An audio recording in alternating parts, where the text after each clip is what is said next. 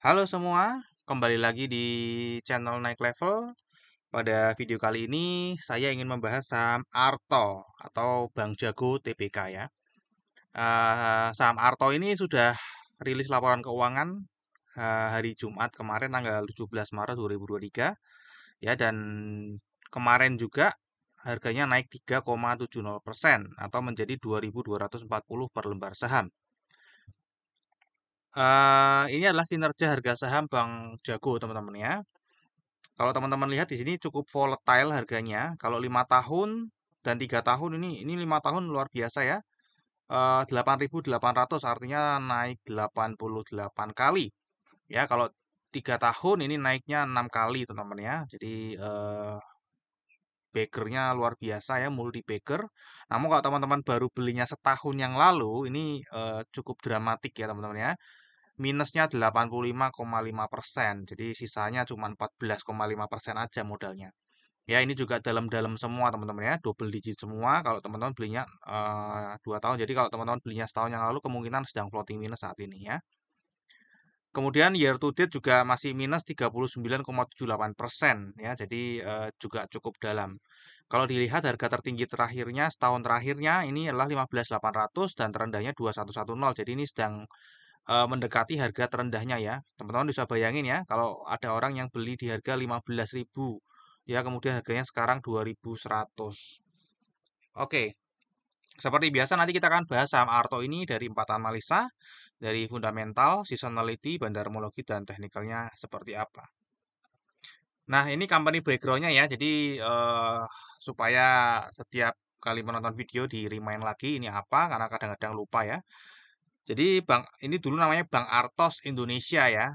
Nah, Bank Artos Indonesia, kemudian di 2019 ada perubahan pemegang saham. Di 2020, jadi 2020 mulai ganti nama Bank Jago ya. Kemudian di tahun 2020 juga Gojek masuk ke pemegang saham di sini, teman-teman ya. Terus 2021 GIC Private Limited memberikan komitmen dengan menyuntikkan dana memperkuat Jago. Jadi ini banyak investor-investor yang masuk ke sini ya, memberikan solusi keuangan bank keuangan digital terbaik ya.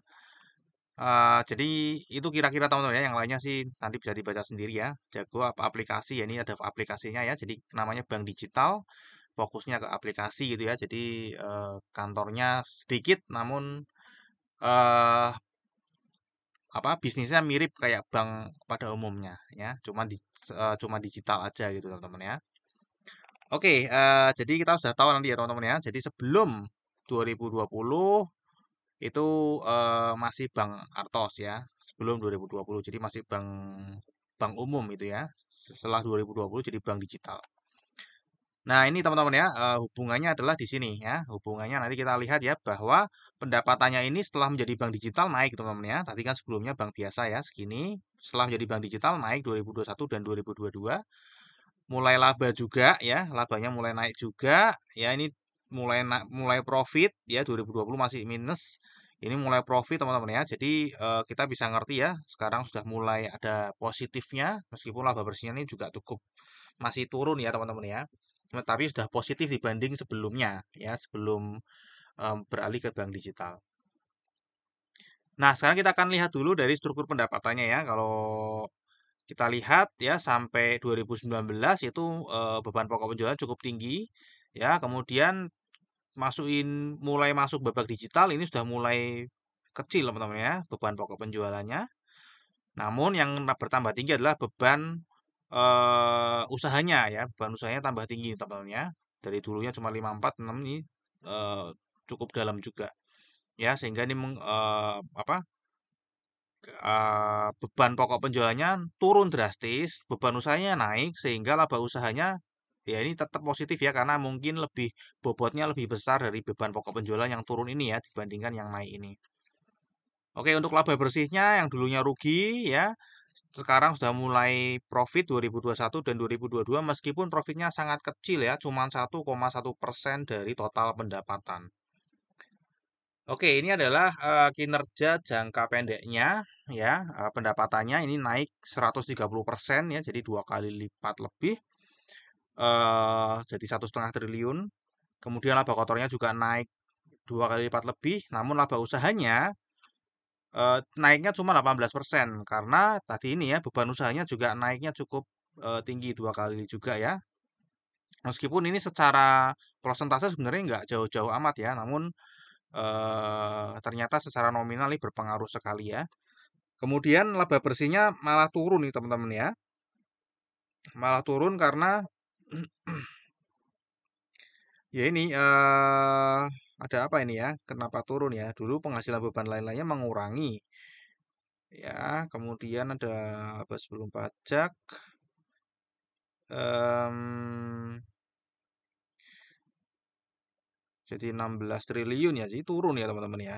13 tambah 8. Oh, ini dulu ada beban pajak penghasilan yang positif teman-teman ya. Jadi ini beban pajak penghasilannya positif, ini aneh ya. Jadi ada pengembalian pajak mungkin ya.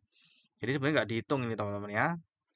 Namun kalau kita lihat secara laporannya ini ya tetap kelihatannya turun. Tapi sebenarnya kalau ini dikurangi 77, 86 dikurangi 77 ya.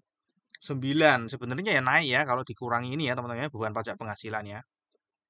Oke, jadi itu teman-teman ya. Jadi sebenarnya ini cuman apa kayak tidak real ya, tidak real profitnya karena ada beban beban pajak penghasilan ya. Sebenarnya ya sama-sama kecil persentase laba bersihnya.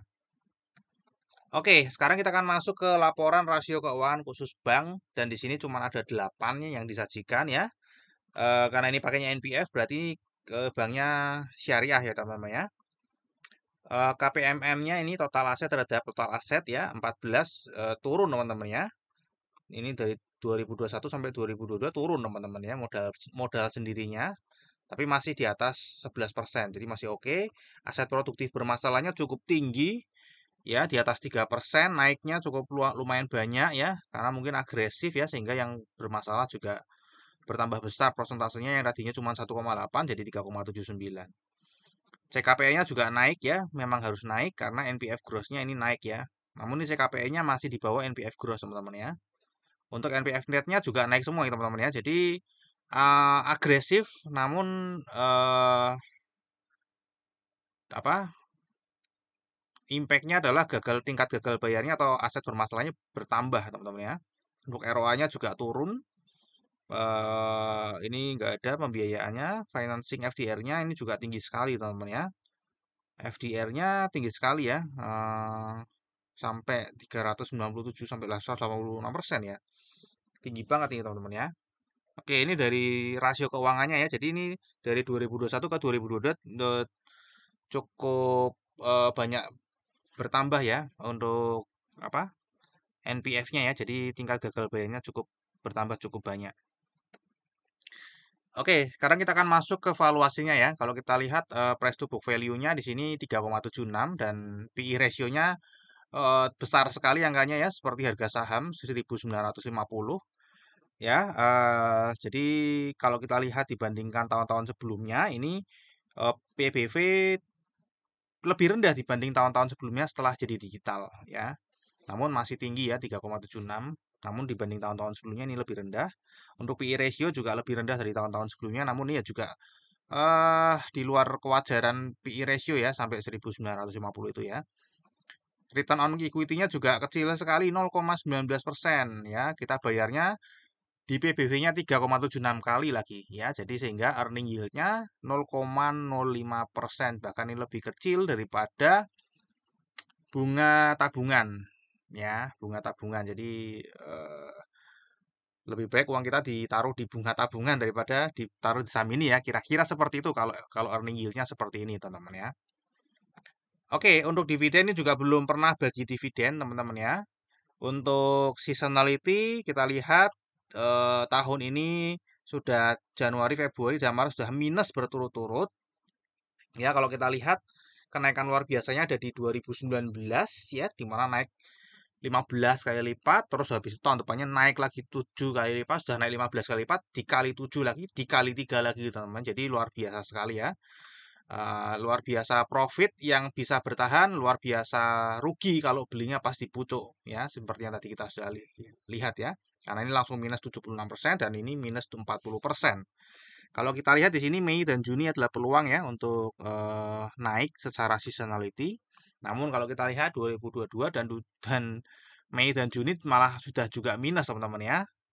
Nah, kita nggak ngerti ini teman. Ini kan pasti hijau terus. Nah, ini Mei Juni hijau ya. Namun ini sudah merah, ini juga Mei Juni merah. Nah, ini merah juga. Apakah Mei Juni merah? Nanti kita lihat ya. Tapi peluangnya memang masih hijau di sini. Nah, sekarang kita akan masuk ke bandarmologinya ya teman-teman ya. Ini pengendalinya ada dua ya, PT Metamorfosis Ekosistem Indonesia, kemudian Welltrack Teknologi Limited, kemudian ini Gojek ya teman-teman ya, dompet karya anak bangsa, cukup lumayan juga yang dipegang masyarakat sekian, dan ini ada GIC Private Limited yang tadi secara company background sudah disebutkan juga ya, yang memberikan keuangan digital. Kemudian ini ada direktur yang memiliki saham juga ya. Jumlah pemegang sahamnya ini banyak dan masih terus bertambah teman-teman ya. Banyak dan masih terus bertambah. Padahal tadi kalau kita lihat valuasinya eh, dan fundamentalnya, saya juga kurang paham ya apa alasan mereka untuk membeli saham ini. Ya, kalau kita lihat dari partisipasi asingnya ini cukup oke ya, 28,5%. Jadi kemungkinan besar kita bisa menggunakan acuan investor asing di saham ini ya, karena cukup menggerakkan harga ya. Nah, kalau kita lihat udah sejak November saya Maret nih buang barang terus teman-teman ya. Nah, sekarang kita akan masuk lebih detail terhadap peta sahamnya teman-teman ya dalam setahun terakhir. Kalau kita lihat Februari 2023 ini lokal memiliki 61,81 dan investor asing memiliki 38,19%. Jadi ini lebih dominan investor lokal ya.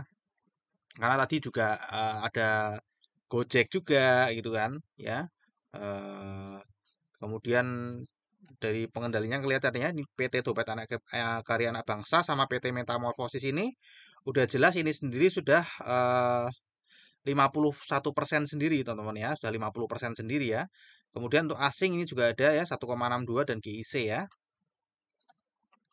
Nah, ini ya GIC dan satunya tadi Welltrack teknologinya juga ada di sini teman-teman ya. Ini tadi PT yang lokal. Nah, kalau kita lihat setahun terakhir terbesar pertamanya adalah lokal corporate-nya ini menambah kepemilikan teman-teman ya. Jadi menambah nih. Meskipun sedikit ya, cuma 0,03 ini grafiknya masih menambah. Kemudian yang terbesar berikutnya itu adalah ini teman-teman ya. Jadi bank asing kemudian terbesar ketiga berikutnya adalah ini ya, others ya. Jadi kalau kita lihat tiga besarnya ini yang satu ya akumulasi kecil sekali, yang kedua ini masih buang barang ya, cukup besar ya, minus 2,95% dibandingkan tahun lalu. Kemudian ini foreign address beli juga ya 1,78 namun nggak terlalu belum menampung yang jual-jual ini teman-teman ya. Ini insurance juga uang besar yang menjual ya hampir hampir setiap bulan melakukan penjualan nih insurance ya. Dijual terus ya mungkin mau dihabisin juga kita nggak ngerti ya dari 200 juta lembar saham sekarang tinggal 61 juta lembar saham. Nah, kalau kita lihat dari seperti ini ya, eh yang terbesar menampung saham yang dibuang oleh insurance sama ini foreign IB itu adalah investor retail lokal yang tadi kita juga lihat sangat setia sekali membeli saham Arto ini ya, jumlahnya pun selalu bertambah. Ya, jadi ini juga berita yang kurang bagus ya, karena sedang dilakukan distribusi teman-teman ya. Jadi ini bank sudah buang, ini sedang buang, kemudian ini dibeli oleh investor retail lokal. Meskipun ini juga beli ya, namun tidak sebanyak eh, investor retail lokal. Nah, kalau kita lihat juga dari investor asing ini juga Maret masih buang barang terus, teman-teman ya. Tadi juga sudah dilihat ya di sini ya, ini masih buang barang terus sejak November. Oke, jadi ini masih distribusi. Ya, terakhir ini lagi downtrend secara teknikal.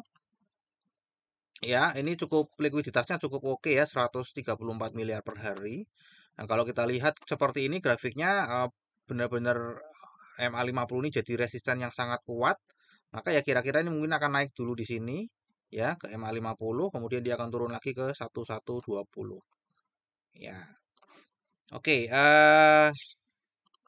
terakhir teman-teman ya, kita akan bahas untuk risamnya. Tadi secara kinerja jangka panjang naik ya, kinerja jangka pendeknya juga naik, valuasi mahal, belum pernah bagi dividen. Kemudian seasonality ada potensi naik di bulan Mei dan Juni, namun perlu dipertimbangkan karena tahun lalu juga Mei dan Juni minus. Secara bandarmologi ini sedang distribusi setahun terakhir dari Februari ke Februari. Untuk Maret ini sampai tanggal 16 juga masih distribusi. Ya, jadi masih distribusi terus. Kemudian secara teknikal tadi sedang downtrend. Ya, terakhir nggak lupa disclaimer ya. Jadi analisa yang saya paparkan di YouTube ini adalah analisa saya pribadi yang pastinya juga bisa salah. Teman-teman silakan bijaksana dalam menggunakan informasi yang ada di video ini ya. Ini bukan ajakan jual atau beli saham Arto. Jadi teman-teman silakan analisa sendiri, buat keputusan sendiri. eh, karena untung atau ruginya juga teman-teman sendiri yang menanggung ya, atau menikmatinya. Oke, sampai di sini dulu analisa saham Arto. Terima kasih. Kita akan berjumpa lagi di video yang berikutnya.